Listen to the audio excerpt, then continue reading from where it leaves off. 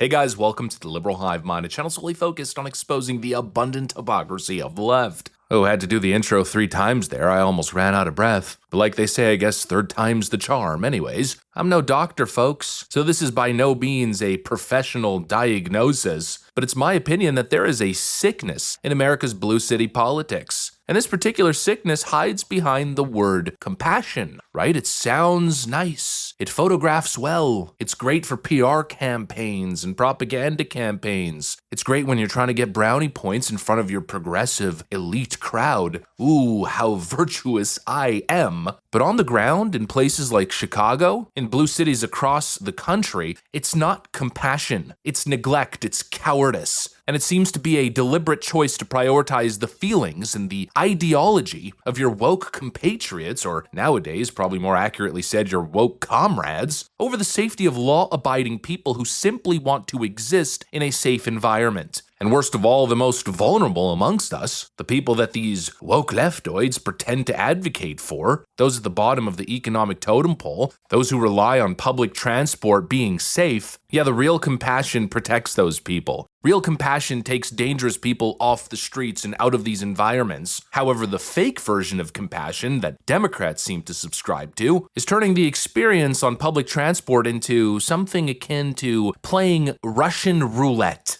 You might get punched in the face. You might get stabbed in the neck. If you're lucky, you'll just get robbed. I got some absolutely wild stories to show you guys. We got some stuff to get into. So let's roll the tape. Alright folks, so I got a viral video here. This is coming from the streets of Chicago. We've got this giant, burly looking dude who apparently is very known. He's infamous. He's known as the, quote, loop puncher. He's 6'7". He's very clearly on the spectrum. And what he's known for, I mean the name says it all, the loop puncher, he's known for randomly and indiscriminately punching people in the face, mostly young girls and women. People say that this guy rides mostly on the Red Line in Chicago, and he's been arrested more than 20 times for attacking strangers. Hey, fo, you be punching motherfuckers, fo? I'm dead. Fo, you not even like that, little bro. So his most recent victims are a woman by the name of Kathleen Miles, who he knocked out cold, and also a 15-year-old girl that he elbowed in the face while she was simply walking by. What in the hell is going on? Why is this person on the streets? You know, this is what I'm saying when I'm talking about faux compassion. This is what it looks like in reality in the real world. You leave an obviously dangerous, repeat assailant in public, and then I guess pat yourself on the back and hope for the best? What the hell is going on? But this is left-wing policy. This follows the left-wing dogma, prioritizing feelings over common sense, over justice. This pernicious ideology that views consequences or taking violent, unstable people off the streets as cruel or racist. I mean, it's unfathomable. He's assaulted more than 20 people indiscriminately, and that's just what we know. You got random people who notice him on the streets and say, hey, you're the guy who randomly punches people on the train. And clearly in this case, we've got private citizens attempting to kind of take action, take it into their own hands. It just goes to show how broken public safety policy is in Democrat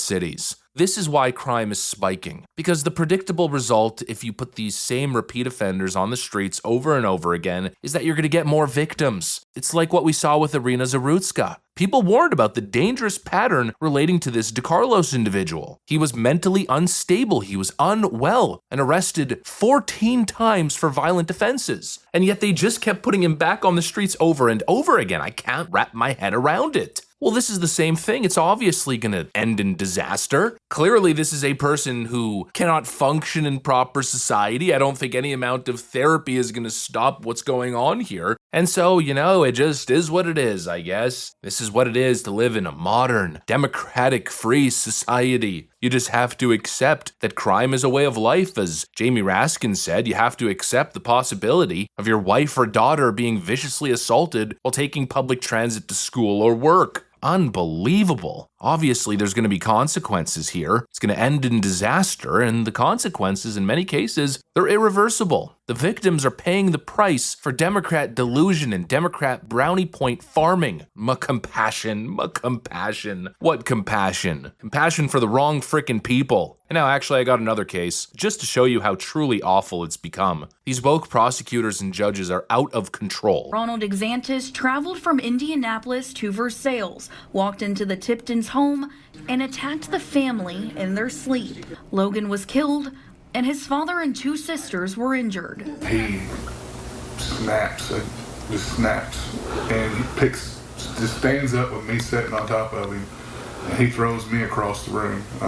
10, 15 feet, he throws me across the room and goes after her. 3 years later, in 2018, Exantis was found not guilty of murder by reason of insanity, but convicted of assaulting other family members. And just this month, October 1st, Exantis was released early from prison for good behavior. It's infuriating that a 6-year-old was killed sleeping in his bed, and someone literally only did 10 years in prison, and he didn't even do the time for that. He did time for assault charges. So that's a situation that's currently happening in South Carolina. We got an individual here who stabbed a 6-year-old to death so viciously and so repeatedly that the knife that he was using bent. And he was found not guilty by reason of insanity, which, that's one thing. But clearly this person is insane and dangerous, and he belongs in some sort of secure psychiatric custody. But instead, he's back on the streets. Who is okay with that? Serving 10 years, then back on the streets. Oh, it is what it is. It's out of control, folks. These soft on crime policies are not compassion. This is the deliberate destruction of public order under the guise masquerading as empathy. The left's little social experiment where you're the frickin' lab rats. This experiment of restorative justice. Oh, they love their good buzzwords. Well, look at the results. Restorative. I don't see anything being restored. Cities are drowning in open-air drug use. Mentally deranged, violent repeat offenders are walking free. And ordinary citizens, especially those living at the bottom of the economic scale in the least safe environments, they're living in fear. It's all about moral vanity for these loser sociopathic politicians. And you're the one paying the price. The people who are paying the price for these left-wing fantasies are the commuters, the store clerks, the moms, the daughters, the children, the people who become the next unfortunate victims. This naive left-wing worldview behind all of this that treats criminals as the victims. This assumption that evil does not exist, that everybody is a product of their environment. Oh, it's trauma, it's poverty. Even if that is the case, no amount of social workers and therapy in many cases will undo that trauma, especially not when mental illness is involved. Not everybody is a vessel of redemption. At some point, we gotta say, enough is enough. These are people who have proved that they have no path to redemption. They cannot function in civilized society, and so they must be institutionalized. Period. To protect the greater good, to protect everybody else. That's not cruel. No, I'd argue that's the real compassion. Anyways, that's what I got for you guys. Thanks for watching, and I'll see you on the next one.